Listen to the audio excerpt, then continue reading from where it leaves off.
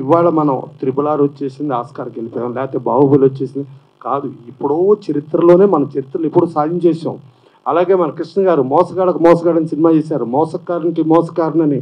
అలాగే ఇంగ్లీష్లో కూడా డబ్ చేశారు. అట్లా చూసుకుంటే ఆ రోజుల్లోనే పాన్ ఇండియాలు సృష్టించిన సృష్టికర్తలు ఉన్నారు. ఇవాళ ఏంటంటే మీడియా వచ్చింది, టెక్నాలజీ వచ్చింది, ఇవాళ వచ్చిందని అనుకున్నాం, కానీ చరిత్ర రోజుల్లోనే మనం సాధించాం. అది డెఫినెట్గా అన్ని చరిత్రలన్నీ పర్ఫెక్ట్గా చేస్తూ భరద్వాజ్ గారు చరిత్ర పుస్తకాన్ని చేద్దామని చెప్పి అన్నారు. ఛాంబర్ ఈసీలో కూడా పాస్ అయ్యింది. డెఫినెట్గా అందరం కూర్చుని అలా ఆ చరిత్రలన్నింటినీ ఇవాళ ఉన్న మీడియాకి, ఇవాళ ఉన్న టెక్నాలజీకి వస్తే అసలు ఎక్కడి నుంచి చరిత్ర పుట్టింది, ఎట్లా చరిత్ర వెళ్తుంది, ఏంటి తెలుసుకోవాలి. రామారావు ఒక ముఖ్యమంత్రిగానే మనం చూస్తున్నాం. ఇవాళ ఆయన ముఖ్యమంత్రిగా ఉండబట్టే ఇవాళ ఫిలిం నగర్ డెవలప్ అయినా, ఇక్కడ ఎంత డెవలప్ అయినా, ఇదంతా జరిగిందంటే ఆద్యులు.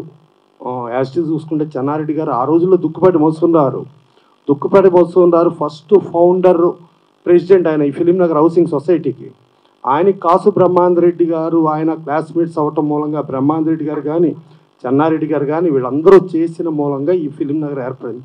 సో అట్లా దుప్పాడి మోస్తున్నారు, ఇంతమంది ఉన్నారు. అలాగే ఆ రోజు ఫౌండర్ సెక్రటరీ కానూరు రంజిత్ కుమార్ గారు, మన కానూరు దామోదర్ ప్రసాద్ గారు వాళ్ళ నాన్న. వీళ్ళందరి చరిత్రలు అన్నీ పర్ఫెక్ట్గా చూసుకుని చేద్దాం. డెఫినెట్గా ఇంకోటి మా శివ చెప్పినట్టు, డెఫినెట్గా కాయలున్న చెట్టుకే రాళ్ళు పడతాయి. అడవిలో సింహం రాజున్న కుక్కలు నక్కలు తోడేళ్ళు కూడా ఉంటాయి. అవి కుక్కలు నక్కలు తోడేళ్ళు తోసేద్దాం, అట్లా అడవి నుంచి తోలేద్దాం అంటే కుదరదు, ఉంటాయి అవి. అలాగే సమాజంలో మనుషులు ఉంటారు, కుక్కలు ఉంటాయి. సో మురుగుతూ ఉంటారు. ఆ మురుగుడిని పట్టించుకోవద్దు. ఇక నంది అవార్డ్స్కి వస్తే నేను ప్రభు గారు కూడా నంది అవార్డ్స్లో ఉన్నాం. ఆ రోజు ప్రభుత్వం నుంచి ఎవ్వరూ సంబంధం లేదు. ఒక్క 0.01% కూడా ప్రభుత్వాధికారులు కానీ, ముఖ్యమంత్రి కానీ, గవర్నమెంట్ కానీ ఇన్వాల్వ్మెంట్ లేకుండా మేమే చేసాం. ఆ రోజున వెరీ క్లియర్, మేమే ప్రూఫ్ చేసిన దాంట్లో క్లియర్ కట్గా. ఇంకోటి ఏంటంటే చంద్రబాబు నాయుడు గారు సీఎం అయితే జయసుధ గారు వేరే పార్టీ, ఆవిడని చైర్మన్ చేశారు. కోడి రామకృష్ణ గారిని చైర్మన్ చేశారు. గిరిబాబు గారు వేరే పార్టీ ఆయన్ని చైర్మన్ చేశారు. అభ్యుదయ భావాల నిర్మాత పోకూరు బాబురావు గారిని చైర్మన్ చేశారు. అలాగే వేరే పార్టీ జీవిత రాజశేఖర్ గారిని చైర్మన్ చేశారు. అంటే అక్కడ పార్టీలు చూడలా, రాజకీయాలు చూడలా, సినిమా ఇండస్ట్రీని చూసి చేశారు. కొంతమంది రాని వాళ్ళు మాకివ్వండి అని చెప్పి ఏదో ఫోన్లు వస్తాయి మాకు. ఇందాక భరద్వాజ్ గారు కూడా చెప్పారు, ఎవరు ఫోన్ చేశారు. ఆ రాని వాళ్ళు చేసే రాళ్లే విమర్శలు. మనకేమో ఆ విమర్శలతో కాలక్షేపం, మనకు కూడా మీడియాకు కూడా కావాలి కదా, దాంతో మనం కాలక్షేపం చేయటం, అవి రన్ అవ్వటం, ఈ రొటీను. అందుకని దీని గురించి శివ నువ్వు ఎక్కువ పట్టించుకోవద్దు. నీకు డే ఫిలిం ఫేరు తెలుసు, నైట్ ఫిలిం ఫేరు తెలుసు, మన ఇద్దరికి తెలుసు కదా. అందుకని అవన్నీ పబ్లిక్గా మనం మాట్లాడకూడదు కదా నైట్ మ్యాటర్లో.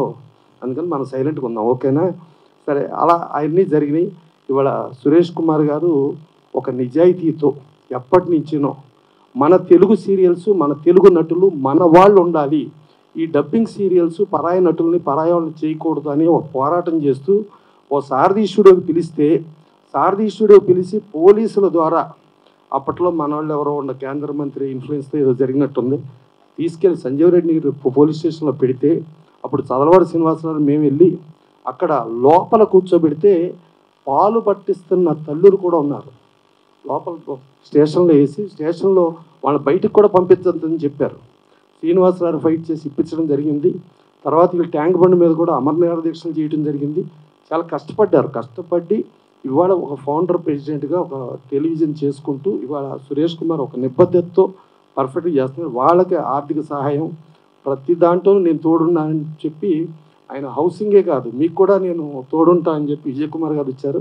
ఇప్పుడు మా ఫిలిం ప్రొడ్యూసర్స్ కౌన్సిల్లో కూడా మా కుటుంబ సభ్యులు కూడా అయ్యారు ఆయన. సో ఇలా ఇంతమంది. ఇక మా భరద్వాజ్ గారు ఏది ఉన్నా నిక్కచ్చిగా మొత్తం మొహం మీద మాట్లాడేస్తారు. సరే ఏదన్నా గౌకుని మా శివాది ఏదన్నా అలా జరిగితే మా భరద్వాజ్ గారు వాయించడానికి ఏమైనా ఉంటుందేమో అని చెప్పి వాయించకుండా ఆయన్నే చైర్మన్ చేశారు. ఇక ఆయన వాయించలేరు, ఛాన్సే లేదు.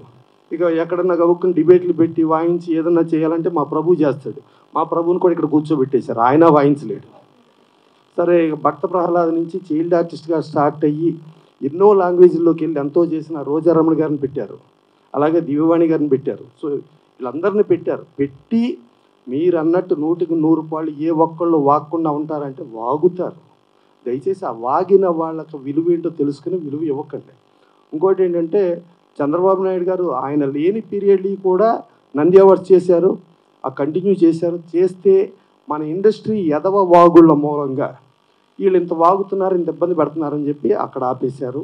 అలాగే ఇక్కడ సింహ అవార్డ్స్ అని కేసీఆర్ గారు కూడా తీసుకుని ఈ వాగుల మూలంగా, అంటే మనం వాగటం మూలంగా ప్రభుత్వానికి వచ్చే నష్టం ఏమీ లేదు, ప్రభుత్వం ఆపేస్తుంది. కానీ మనకి ప్రోత్సాహకాల మూలంగా మనకి ఇంకా ఏదో చేయాలని ఒక కసితో ఉండేవాళ్ళు ఇబ్బంది పడతారు. సో ఇండస్ట్రీకి ఒక మంచి, అలాగే సమాజానికి ఒక మంచి తెలియచెప్పే వాళ్ళకి అవార్డులు కావాలి. ఇప్పుడు నేషనల్ అవార్డ్స్లో కూడా ఉంటాయి. ఇప్పుడు నేను ఇండియన్ పనోరమాకి వెళ్తే ప్రెస్ గ్యాలరీలో ఉండి ఏ సంవత్సరమైనా ఏదైనా కాంట్రవర్సీ ఉందేమో, ఈ సంవత్సరం ఒక్క కాంట్రవర్సీ లేకుండా పర్ఫెక్ట్గా చేశారని చెప్పి ప్రెస్ గ్యాలరీలో ప్రెస్ మొత్తం లెగిసి నిలబడి టప్పట్లు కొట్టి పిచ్చుకున్న జ్యూరీకి నేను వెళ్ళి అటెండ్ అయ్యి వచ్చా. ఇది ఇంటర్నేషనల్ ఫిల్మ్ ఫెస్టివల్ గోవాలో జరిగింది. అలాగే బెంగళూరులో బెంగళూరు ఇంటర్నేషనల్ ఫిల్మ్ ఫెస్టివల్కి జ్యూరీ చైర్మన్గా, అక్కడ జనరల్గా కర్ణాటక వాళ్ళని పెట్టుకుంటారు, బయట వాళ్ళని పెట్టరు. దాంట్లో కేవలం 3 పిలిచారు, ఒకరు ఢిల్లీ, ఒకరు కేరళ, ఒకరు నన్ను. మిగతా స్టేట్లందరినీ తీసుకున్నారు. నేను 10 సినిమాలు సెలెక్ట్ చేస్తే 9 ఇండియన్ పనోరమా వచ్చింది, 1 ఇండియన్ పనోరమా మిస్ అయ్యి అది మొత్తం నేషనల్ అవార్డ్స్ వచ్చింది. అది సూర్య సినిమా, ఆకాశమే హద్దుగా అని చెప్పి, దాంట్లో హీరో హీరోయిన్. సో ఆ స్థాయి కలిగిన వాళ్ళు. అందుకని ఏదో నంది అవార్డ్స్ మేము జ్యూరీలో ఉన్నాం, ఏదో కులాలని మతాలని ఎవడి ఇష్టాన్ని కాదు. అంటే ఈ తిట్లు ఈ మాట్లాడిష్టం కూడా ఒక స్పాన్సర్డ్ ప్రోగ్రామ్గా, ఒక స్పాన్సర్డ్ పీపుల్గా చేస్తారు.